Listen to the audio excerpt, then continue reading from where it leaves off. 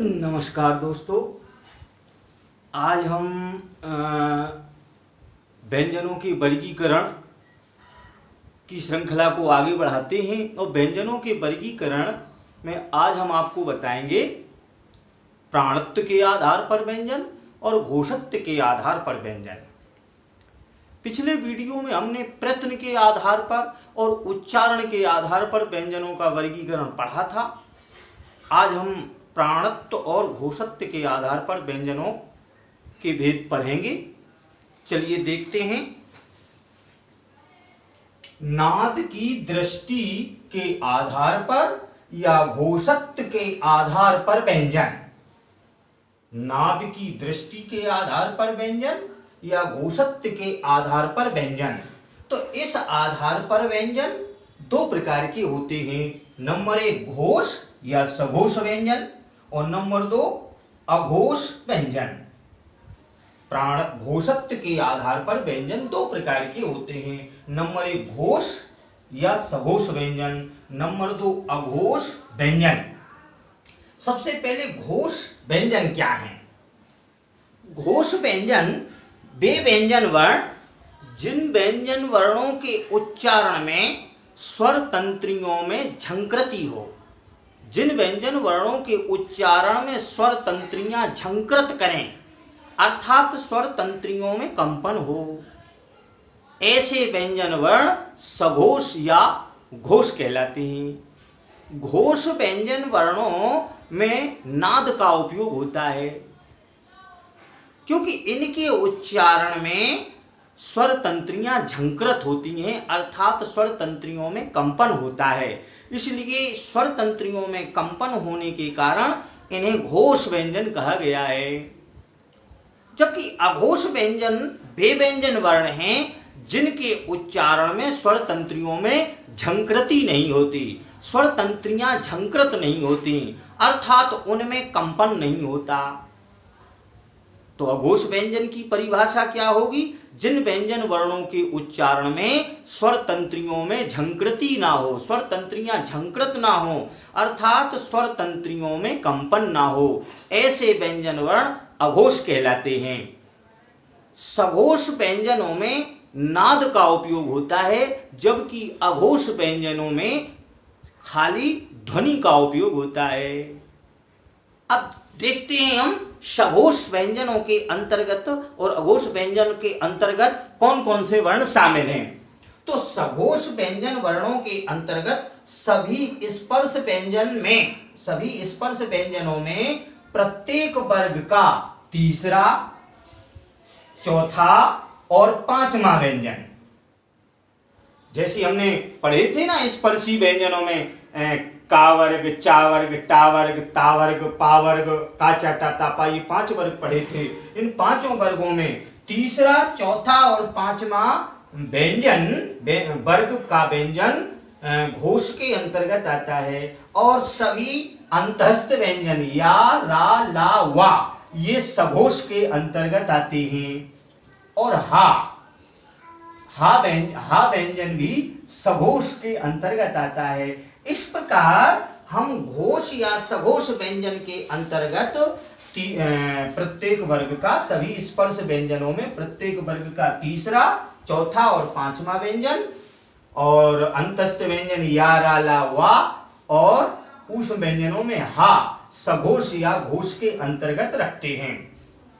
इस प्रकार कुल सघोष व्यंजन बराबर 20 हैं। कुल सघोष व्यंजनों की संख्या 20 है। और अब यदि कुल सघोष व्यंजन पूछे जाएं तो 20 हैं, लेकिन यदि कुल सघोष वर्ण पूछे जाएं तो 31 हो जाते हैं क्योंकि सघोष व्यंजनों के अंदर सघोष व्यंजन 20 हैं और सघोष वर्णों के अंतर्गत स्वर भी शामिल है क्योंकि सभी स्वर सघोष कहलाते हैं। इस प्रकार क्योंकि स्वरों के उच्चारण में भी नाद का उपयोग होता है और स्वर तंत्रियों में झंकृति होती है। इस प्रकार कुल सघोष व्यंजन 20 और स्वरों को 11 स्वरों को मिलाकर 20 व्यंजन और 11 स्वरों को मिलाकर कुल सघोष वर्ण 31 हैं। अब यदि हमसे पूछा जाए कि कुल सघोष व्यंजन कितने हैं तो 20 बताएंगे, और यदि कुल सघोष वर्ण पूछे जाएं तो फिर हम स्वर और व्यंजन मिलाकर 31 बताएंगे। इसी तरह अघोष व्यंजन, अघोष व्यंजन के अंतर्गत स्पर्श व्यंजनों में प्रत्येक वर्ग का पहला एवं दूसरा वर्ण अघोष कहलाता है। अच्छा, और ऊष्म व्यंजन में सा सा सा अघोष है। हा इसमें शामिल नहीं है क्योंकि हा को हमने अघोष सघोष में रखा है, क्योंकि हा सघोष है और तीनों सा अघोष के अंतर्गत आते हैं। इस प्रकार प्रत्येक वर्ग का पहला और दूसरा वर्ण अघोष और तीनों उस व्यंजनों के साथ ये अघोष के अंतर्गत आते हैं। इस प्रकार अघोष व्यंजन वर्णों की कुल संख्या 13 है। कुल अघोष व्यंजन वर्ण 13 है। इस प्रकार सघोष व्यंजन 20 और अघोष व्यंजन 13, इस प्रकार 20 और 13 33 हो जाते हैं। ये सारे 33 व्यंजनों को घोषत्व के आधार पर दो भागों में रखा है, घोष या सघोष और दूसरा है अघोष व्यंजन वर्ण। इसी तरह उच्चारण में वायु प्रक्षेप के आधार पर या प्राणत्व के आधार पर व्यंजन। तो प्राणत्व के आधार पर व्यंजन क्या है?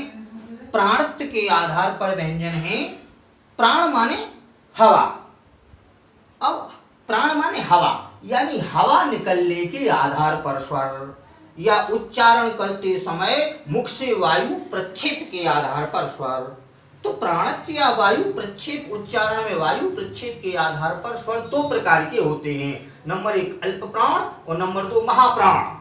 अल्प प्राण व्यंजन और नंबर 1 अल्प प्राण व्यंजन और नंबर 2 महाप्राण व्यंजन।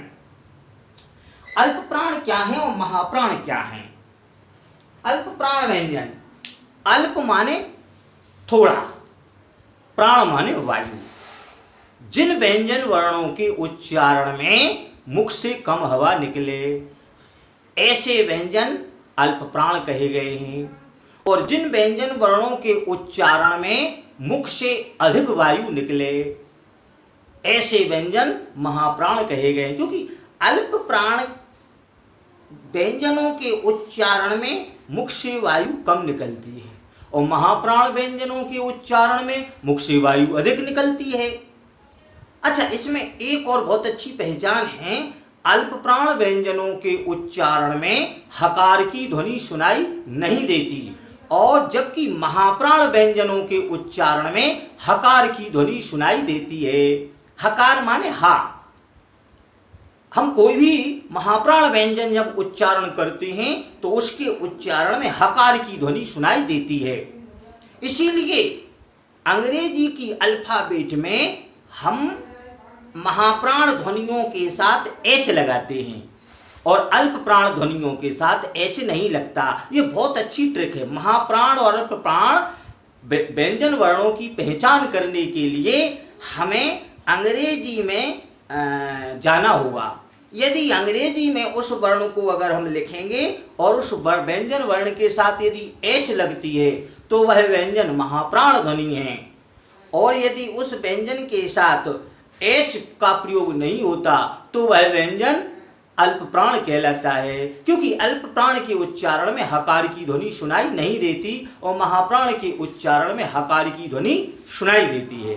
तो देखते हैं अल्प प्राण के अंतर्गत और महाप्राण के अंतर्गत कौन कौन सी ध्वनियां शामिल है।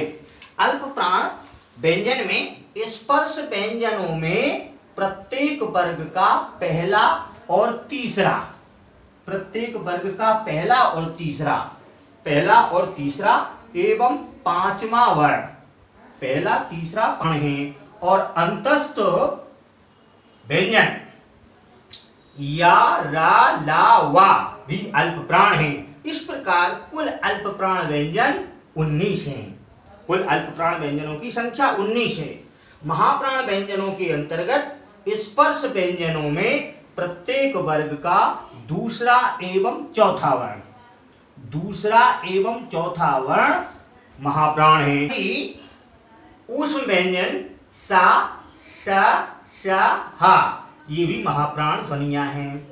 इस प्रकार कुल महाप्राण व्यंजनों की संख्या 14 हो जाती है। अच्छा, जैसे एक हम उदाहरण से आपको हम बताते हैं कि जैसे हमने अंग्रेजी में लिखा का लिखा तो का बनता है के से, इसमें एच का प्रयोग नहीं होता। और खा में के एच का प्रयोग होता है। इस प्रकार का में हकार की ध्वनि नहीं है, इसलिए इसमें एच का प्रयोग नहीं हुआ। खा में हकार की ध्वनि होने के कारण इसमें एच का प्रयोग हुआ। इसके बाद जैसे चा सी एच, छा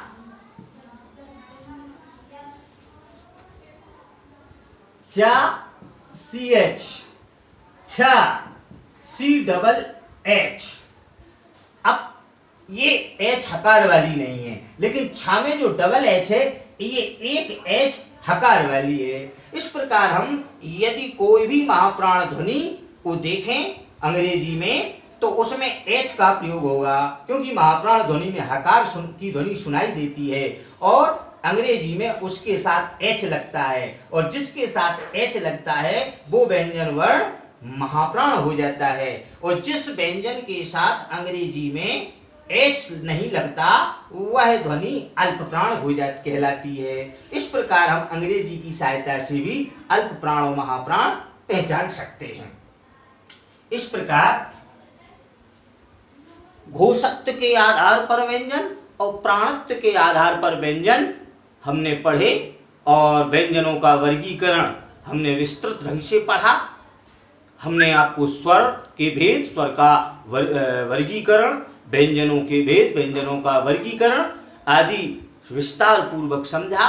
इसमें कई तरह के क्वेश्चन बन जाते हैं, भेद भी पूछे जाते हैं। अल्प प्राण, महाप्राण, घोषत्व, सघोष, अघोष आदि की संख्या पूछ ली जाती है। ये पूछ ली जाती है सघोष व्यंजन कितने हैं, अघोष व्यंजन कितने हैं, अल्प प्राण व्यंजनों की संख्या कितनी है, महाप्राण व्यंजनों की संख्या कितनी है, तो हमें इनको याद रखना चाहिए। अच्छा, अल्प प्राण, महाप्राण, सघोष, अघोष को स्पर्शी व्यंजनों में ऐसा भी हम बोल सकते हैं, जैसे घोष व्यंजन का स्पर्शी व्यंजनों में 345 सूत्र, 345 मतलब तीसरा, चौथा, पांचवा वर्ण, और अघोष का 12 सूत्र, यानी स्पर्शी व्यंजन में पहला और दूसरा वर्ण।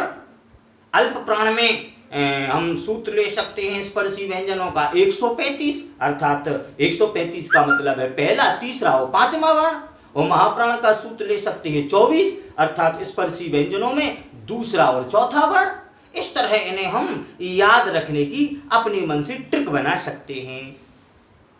अब वर्णमाला की शेष चर्चा अगले वीडियो में हम करेंगे। तब तक के लिए आप सबको नमस्कार।